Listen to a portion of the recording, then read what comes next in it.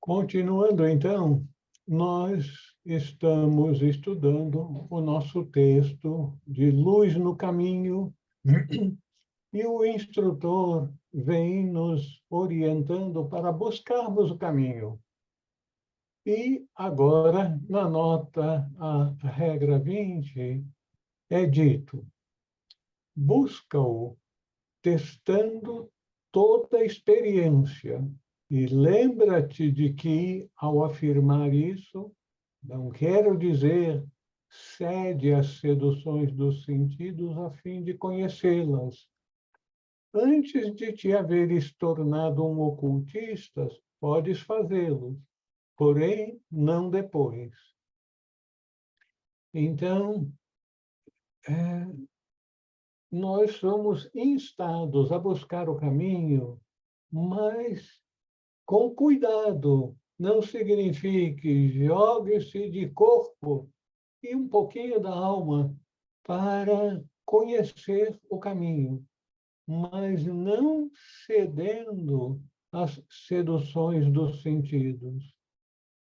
E esse é um ponto que todos nós sabemos por experiência própria, que a personalidade, os sentidos, a matéria é muito atraente e está sempre procurando nos seduzir, nos apontando como a gente pode curtir a vida, nos entregando às seduções dos sentidos, que não são poucas. Mas o mestre diz, nós temos que conhecê-las, porém sem ceder às seduções dos sentidos. Então, isso nos lembra o caminho do fio da navalha. É um caminho muito estreito, um caminho cheio de perigos, em que nós temos que manter a mente, o coração, os nossos ideais voltados para frente, mas sem escorregar, sem ir ou para a direita ou para a esquerda. Nós temos que nos manter firmes no caminho com o ideal que nós temos. E que ideal é esse? Aqui está dizendo que a minha internet está trêmula, mas vamos continuar com confiança que nós vamos ser protegidos. Uma vez que tenhas escolhido a senda e nela entrado, não poderás, sem te envergonhares, ceder a essas seduções.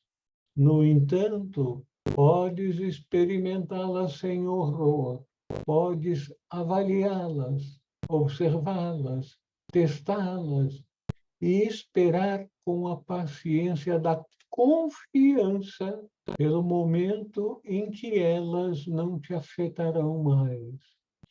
Então, o mestre está nos dizendo aqui que nós chegaremos a um ponto em que poderemos olhar para as supostas boas coisas da vida sem nos deixarmos aprisionar por elas, observá-las, porque a nossa meta é nos tornarmos portadores da luz, nos capacitarmos a ajudar nossos irmãos que estão ainda mais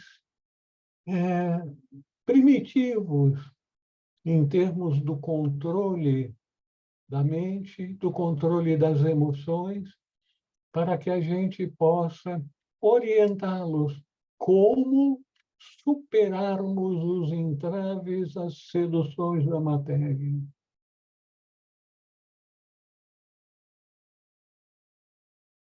o caminho do fio da navalha, esse é o caminho que nós somos instados a trilhar. Testar a experiência sem ceder às seduções dos sentidos. Isso é fácil? Todos nós sabemos que não é fácil. São forças muito poderosas, porém nós temos que ter absoluta convicção que nossa alma é mais forte. Só que nós precisaremos pedir ajuda para a nossa natureza superior. Então, em vez de nos deixarmos levar pela mente concreta, nós temos que nos guiar pela mente abstrata, que abre um leque de conhecimento que nos possibilita, então, a superarmos essas tentações. Ceder após fazermos o compromisso interior de nos libertarmos do mundo para assim servir o mundo, provocará grande tristeza pela nossa fraqueza. Essa frase aqui, nos libertarmos do mundo para assim servir o mundo, é a essência da nossa meta, é a essência da vida espiritual. E nós lemos, ouvimos a esse respeito e até damos uma tremedinha, porque a gente sente que é uma barra pesada. É algo que está sendo apontado para nós como a nossa meta, que nós já tentamos trilhar e, infelizmente, escorregamos uma vez ou outra. Então, não devemos nos iludir. Mesmo depois de entrarmos na senda, ainda estaremos sujeitos às tentações dos sentidos, das emoções e da mente. Como será visto na segunda parte de Luz do Caminho, mesmo depois da iniciação, o guerreiro ainda precisará dar combate. Combate contra quê? Contra as seduções dos sentidos. Mesmo um iniciado pode escorregar. E a literatura indica que não foram um ou dois, mas muitos que escorregaram. Felizmente, quem é iniciado está sob a proteção do mestre, e sempre que um discípulo pede ajuda ao mestre, o mestre concede essa ajuda. Essa ajuda é estender a mão para ajudá-lo a sair do atoleiro, não é colocá-lo no colo e levá-lo ao longo do caminho. Isso não existe. A ajuda, sim, fazer o trabalho por nós, inconcebível. A verdadeira ética é baseada no conhecimento.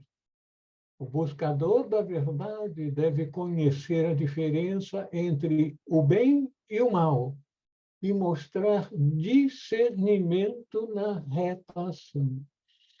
Essa palavra aqui, discernimento, a gente poderia, com muito proveito, escrevê-la em letras garrafais e colocá-la na parede para nos lembrar. Nós precisamos, ao longo do caminho de discernimento, muito discernimento a cada passo.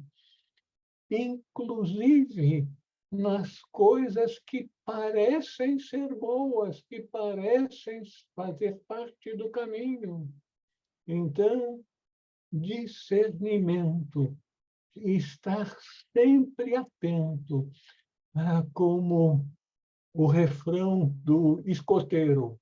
Escoteiro deve estar sempre atento, porque a gente sempre pode estar enfrentando algum perigo, atravessando uma rua e vindo um louco a toda velocidade. Então, antes de atravessar a rua, antes de tomarmos qualquer decisão, devemos olhar para os dois lados, pensarmos profundamente sobre o que aquela ação vai redundar para a nossa vida. Quais serão as prováveis consequências do optarmos por isso ou por aquilo? Então, discernimento sempre. Por isso é necessário aquele velho refrão da igreja da tradição cristã: orar e vigiar, com paciência e confiança de que chegará o momento em que as tentações, não nos afetarão mais. Então, orar e vigiar. Orar significa voltar a consciência para dentro, para o alto. Isso é orar, não é o aspecto mecânico de juntar as mãos, se ajoelhar e repetir automaticamente dezenas e dezenas de orações tradicionais. O orar é voltar para dentro. E essa é a oração que nos salva. Quando nós nos voltamos para dentro, então os pensamentos vão verdadeiramente para o alto. O objetivo das orações tradicionais são fazer com que nós interiorizemos a nossa consciência, para que ela se volte para o alto e não para baixo, para as coisas materiais.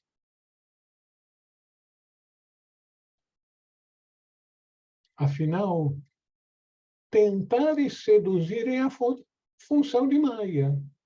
O pequenino ego, o representante das forças trevosas da matéria, continuará a exercer inúmeras artimanhas para nos manter sob seu controle.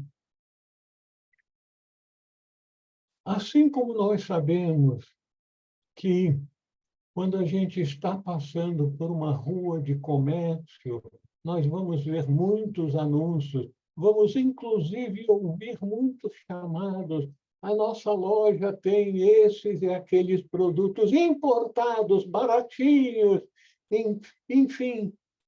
O mundo tem as suas artimanhas para nos atrair. Da mesma forma, o que é chamado aqui das forças trevosas da matéria, que tem como função tentar nos seduzir. E é por isso que a gente tem que estar preparado. Se nós queremos seguir o caminho espiritual, o caminho que nos tornará portadores da luz, auxiliares dos irmãos mais velhos, dos mestres de sabedoria, nós temos que nos preparar para isso. Quem vai para uma Olimpíada vai ter que competir. Nós também temos que ser atletas espirituais. Nós não vamos competir contra os outros. Nós vamos competir contra a nossa personalidade. o chamado da matéria, o chamado das coisas do mundo.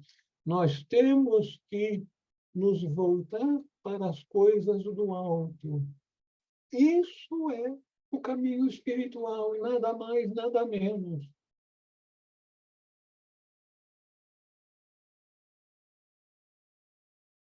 Progresso ocorre na medida em que o centro de consciência é elevado do corpo físico para o astral e desse para o mental. E no mental, do mental inferior para o mental superior. Mas a vitória final só virá com a transcendência da consciência para os planos sem forma. Eu imagino que a maior parte das minhas irmãs e irmãos que aqui se encontram tem a mesma dificuldade que eu tenho. Como levar a nossa consciência para os planos sem forma? Isso demanda uma interiorização em meditação profunda, em que nós conseguimos nos libertar de tudo quanto é coisa da matéria que tem uma forma, porque as coisas espirituais são sem forma. Ainda que, tradicionalmente, vários artifícios são usados para nos dar uma dica, uma orientação, uma primeira impressão do que são as coisas espirituais, sem forma. Atenção para a palavra confiança. Essa virtude que é chamada de fé nas tradições religiosas será primordial para o discípulo até a última batalha do Arhat, na noite escura da alma. Arhat, o Arhat não é aquele iniciado do 4º grau que está se preparando para se tornar o mestre de sabedoria. Meu Deus do céu, mesmo um iniciado do 4º grau, um Arhat, ainda tem que dar batalha. Ele tem que estar atento, como todos nós temos que estar atentos e voltados para o alto, para os ideais que unem toda a grande hierarquia branca, que é ajudar a humanidade a se libertar do sofrimento. Aqueles que estão familiarizados com a tradição budista vão se lembrar que a primeira nobre verdade é dukkha, não é educa, é dukkha. Dukkha é sofrimento. Então, nós temos que estar atento para o sofrimento que resulta da nossa dependência da matéria.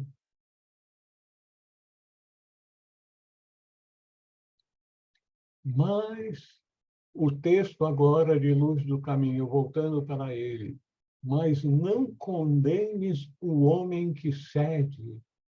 Estende-lhe a mão como a um irmão peregrino cujos pés se tornaram pesados com a lama do caminho daqueles que se deixam levar pelas seduções dos sentidos. Lembra-te, ó discípulo, que por grande que seja o abismo entre o homem bom e o pecador, maior ainda é o abismo entre o homem bom e o homem que alcançou o conhecimento. E esse é o conhecimento superior, não é meramente o conhecimento da literatura.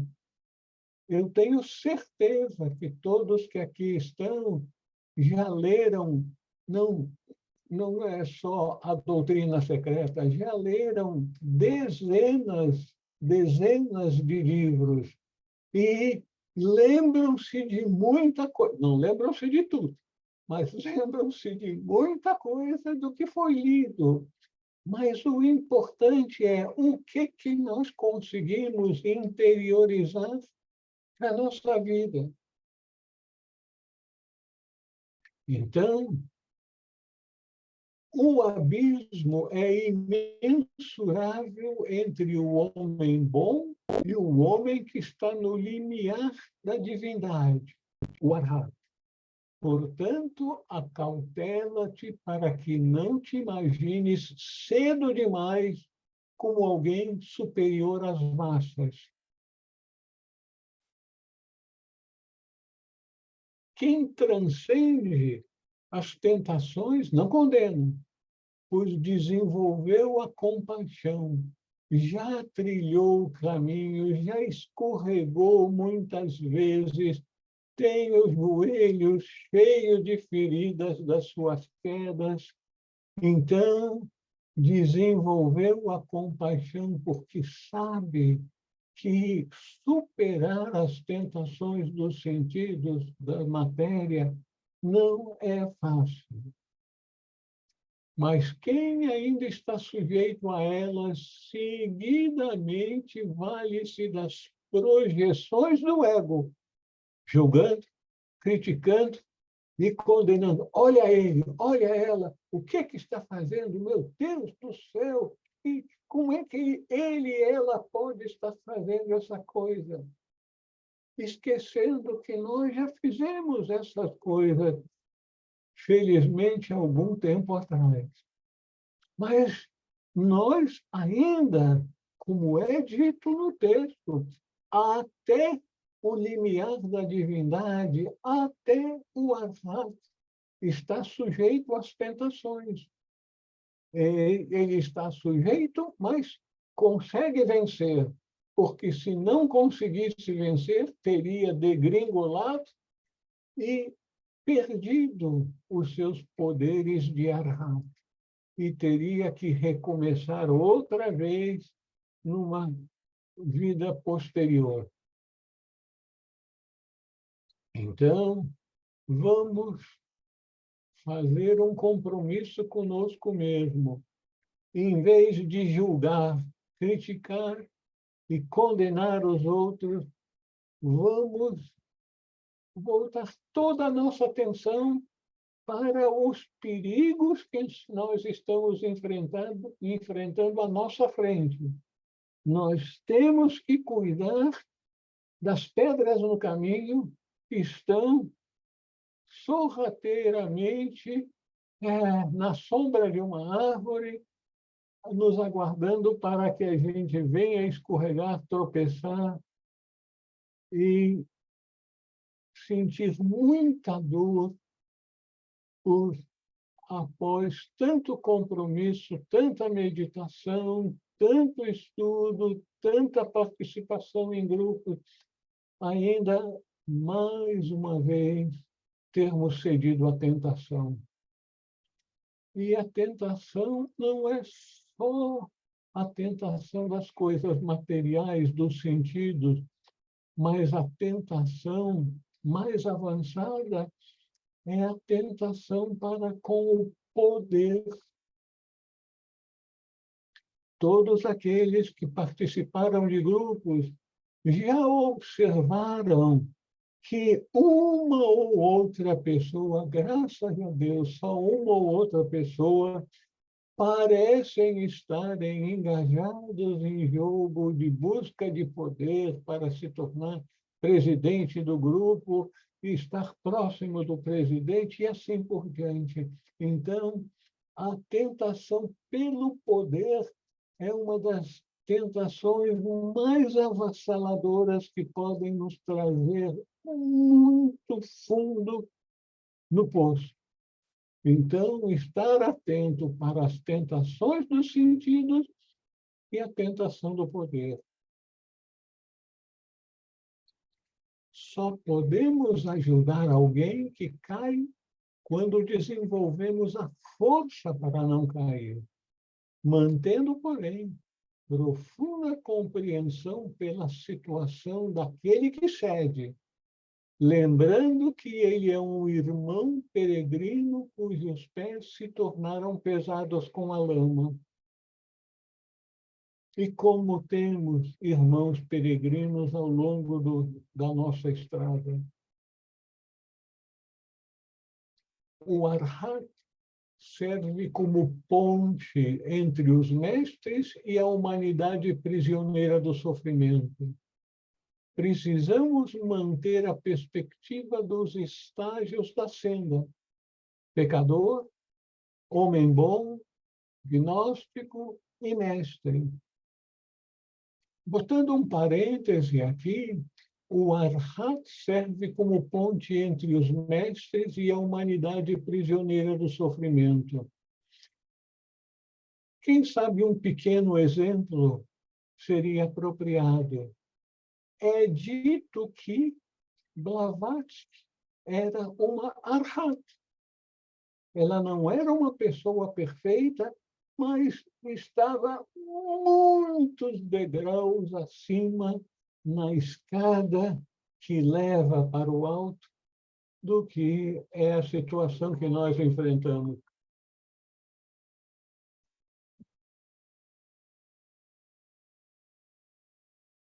E tem outras pessoas, provavelmente um Geoffrey Hodgson também era um Arhat.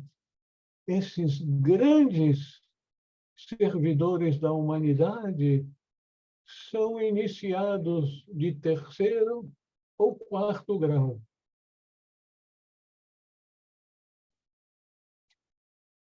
Portanto, acautela-te para que não te imagines cedo demais como alguém superior às massas. Quando houveres encontrado o começo do caminho, a estrela da tua alma mostrará a sua luz, e através dessa luz perceberás como são grandes as trevas nas quais ela brilha. Ao nosso redor, nós seremos capazes de discernir como tem trevas naqueles que são nossos companheiros de jornada. Mente, coração e cérebro, todos estarão obscuros e em trevas até que a primeira grande batalha tenha sido ganha. Grande batalha que nos levará para a comunidade dos iniciados. E, para isso, nós teremos que nos dedicar muito. É uma dedicação total.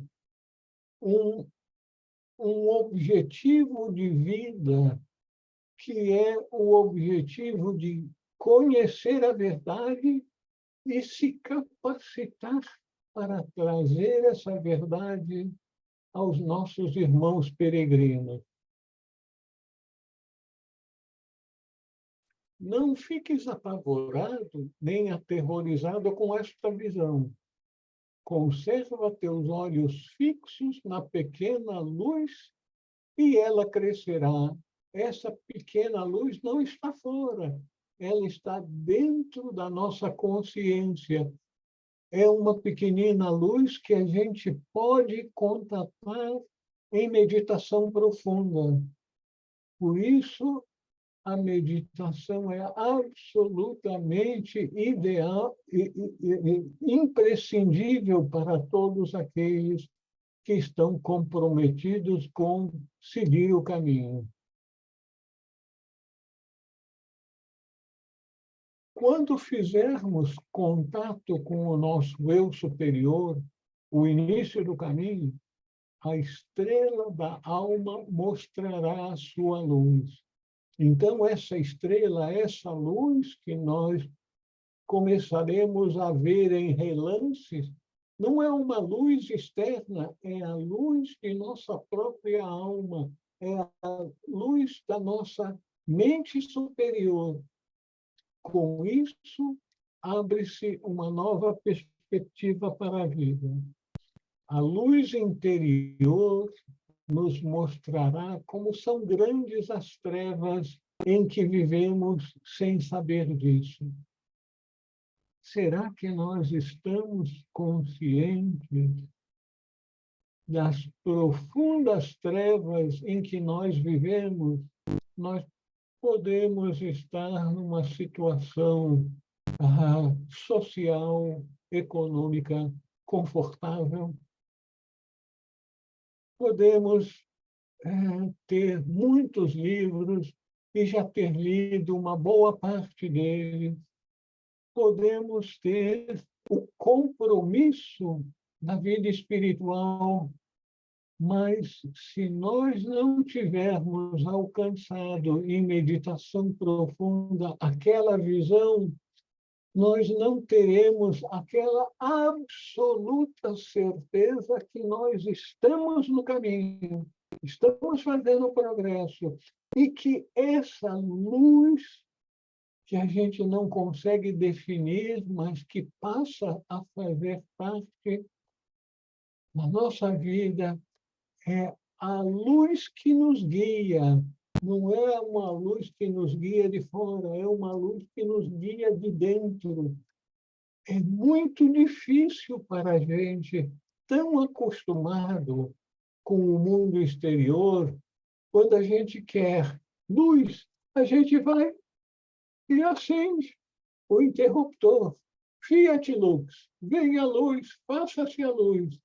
E pronto. Então, na nossa vivência diária, a luz vem de fora.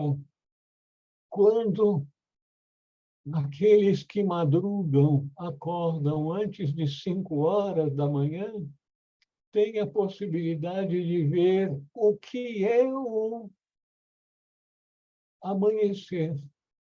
A luz do sol começando a se mostrar no horizonte. Então, nós temos que fazer aquele compromisso interior de buscar essa luz, que está no interior de cada um de nós. E esse compromisso é o principal grande passo que nós vamos dar na nossa vida. É bem possível que muitos aqui já deram esse passo, já assumiram esse compromisso e procuram essa luz que está dentro em meditação profunda. E então, a luz interior nos mostrará como são grandes as trevas em que vivemos sem nos darmos conta disso. Esse que é o aspecto triste.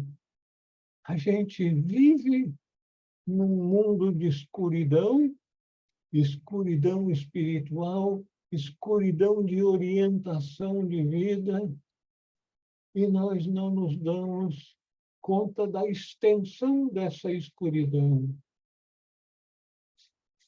Aqueles que já despertaram e viram mesmo que um lampejo da luz estão fazendo progresso nas coisas que os homens do mundo ignoram por completo.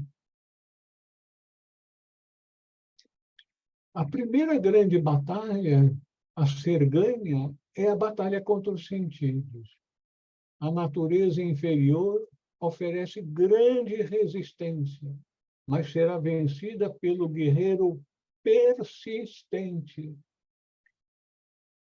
Minhas irmãs, meus irmãos, todos nós já passamos pela decepção de escorregar, de fazer aquilo que a nossa consciência dizia não devo, não faça isso, mas a gente fazia mesmo assim.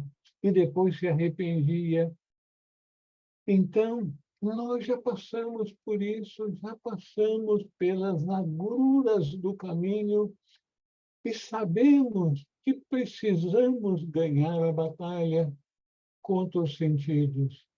Então, determinação. Com determinação, todos nós vamos alcançar a nossa meta.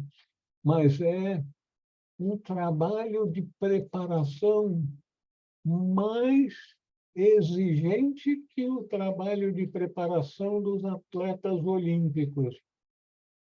Eu tenho certeza que todos os que aqui se encontram participando do nosso grupo já ouviram, principalmente na televisão, histórias de como os grandes atletas, os ganhadores de medalhas, tiveram que treinar e treinar e treinar por anos e anos a fio.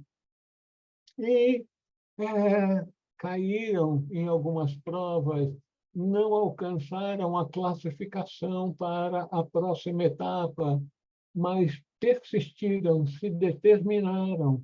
Então, até mesmo as pessoas com deficiência podem se tornar atletas.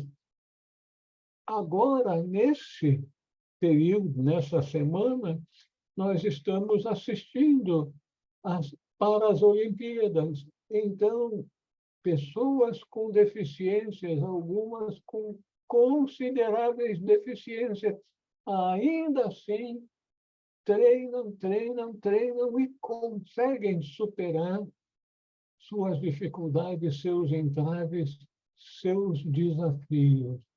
A vida é uma constante batalha contra os nossos desafios. E nós vamos vencendo um após outro, e a velocidade com que nós vamos correr na nossa Paraolimpíada vai depender da nossa determinação, da nossa entrega. Estamos dispostos a um treinamento olímpico espiritual? É o que a gente precisa tomar, essa determinação. Eu quero e eu posso. Essas palavras deveriam nos guiar todos os dias. Eu quero e eu posso e eu vou alcançar. Eu quero, eu posso e eu vou alcançar. Mas que a escuridão interior te auxilie a compreender o desamparo daqueles que não viram luz alguma, cujas almas estão em profunda obscuridade. Não os censure, ao contrário, procure ajudá-los. Não te retraia deles, porém, tenta aliviar um pouco o pesado karma do mundo. Ajuda as poucas e fortes mãos que impedem os poderes das trevas de obterem uma vitória completa. Quem são essas poucas e fortes mãos? São as mãos dos iniciados e, principalmente, dos adeptos, daqueles que se libertaram de todos os entraves desse mundo.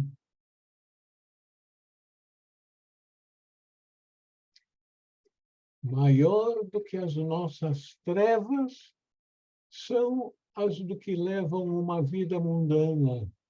São impotentes e vivem na ignorância sob as garras de Maia. São esses que precisam de nossa compaixão, os que vivem na trivialidade achando que são espertos, aqueles que sempre que podem passar a mão, fazer um dó, ré, mi e fazer aquilo que vai beneficiá-lo, ainda que seja em detrimento da lei em detrimento dos outros.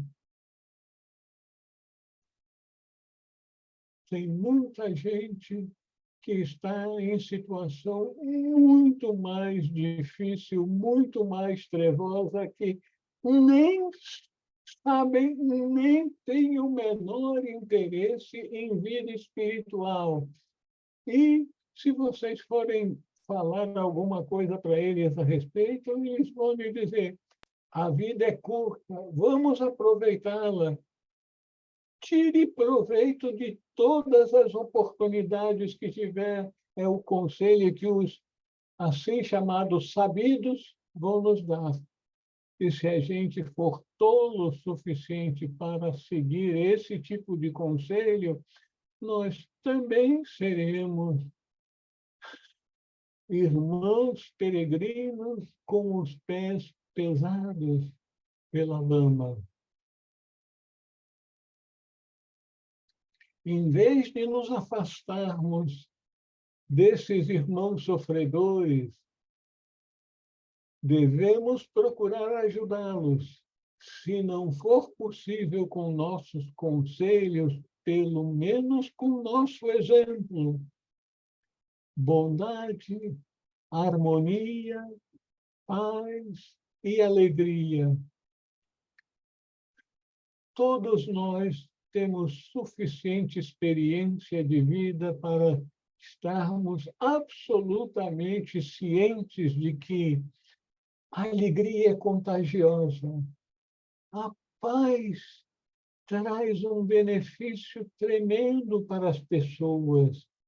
Quando nós temos sabedorias para promover a harmonia, o ambiente torna-se tão diferente, tão... eu não consigo encontrar um adjetivo qualificativo para aquela situação em que tudo está caminhando certo, em que nós conseguimos ajudar a nossos irmãos, convencê-los das vantagens de seguirmos a senda espiritual, em vez de nos tornarmos sabidinhos aproveitando a vida desse mundo. Bondade, harmonia, paz e alegria devem ser as qualidades que venham a moldar as nossas ações diárias. Bondade, harmonia, paz e alegria. Eu tenho uma mania de, quando me deparo com algum trecho, algum conselho espiritual que toca o meu coração, eu escrevo num papelzinho, às vezes digito e colo na parede.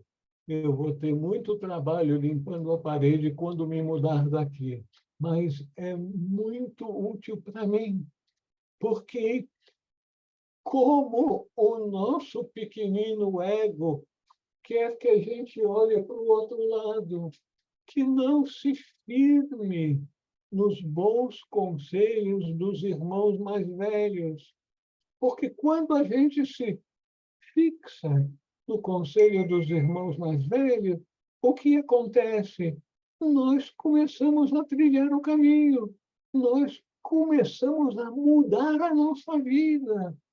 E quando a gente muda a nossa vida, os nossos antigos companheiros de folguedo vão acabar se sentindo traídos. Puxa vida, ele era meu companheiro de farra. Agora ele só quer falar de meditação, de ler esses livros chatos aí, com tantas páginas, meu Deus do céu, não é livrinho desses cujo nome eu não vou dizer, que nos traz tanta satisfação. Não, nós temos que mirar o alto, nos determinar e usar todos os artifícios possíveis para nos manter na senda. Lembrança sempre da nossa meta, estarmos cientes e seguir as orientações dos irmãos mais velhos. Alguém gostaria de dizer alguma coisa? Eu tive a impressão que alguém queria falar. Os poderes das trevas não se referem ao poder do demônio com cascos e chifres, como pregam as igrejas, mas simplesmente o poder de atração da matéria. É tão simples e, ao mesmo tempo, tão profundo, tão poderoso, tão transformador, quando a gente consegue superar, deixar para trás a atração pelo poder da matéria.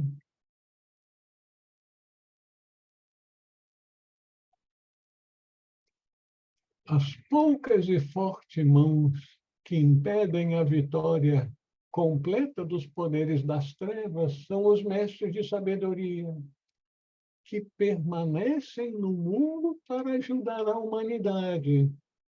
Botando um parênteses aqui, à medida que nós vamos galgando nível após nível de iniciação, primeira iniciação, segunda iniciação, terceira iniciação, quarta iniciação, e já se passaram algumas dezenas de encarnações.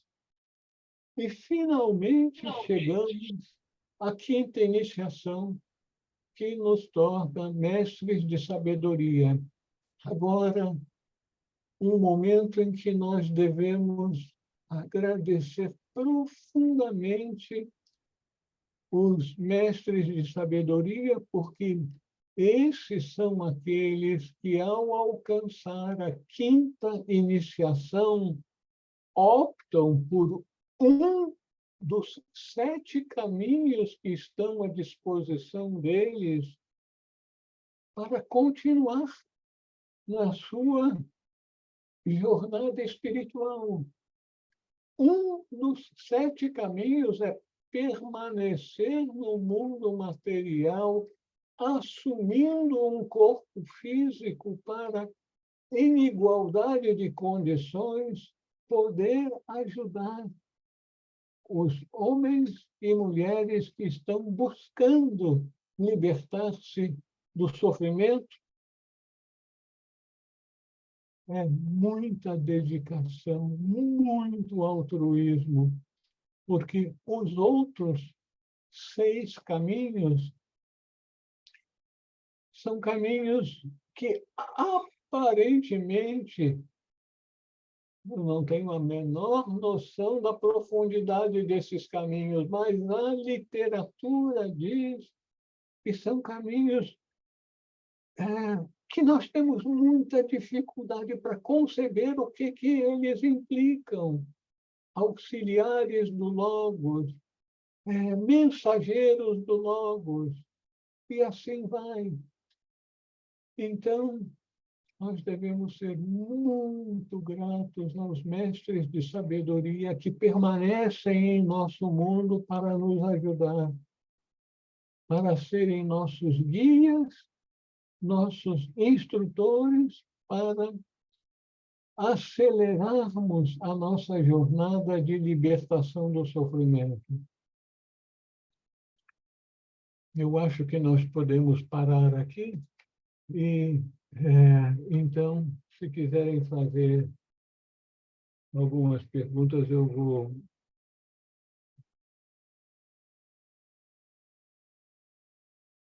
encerrar, então, a nossa reunião. Lília pode encerrar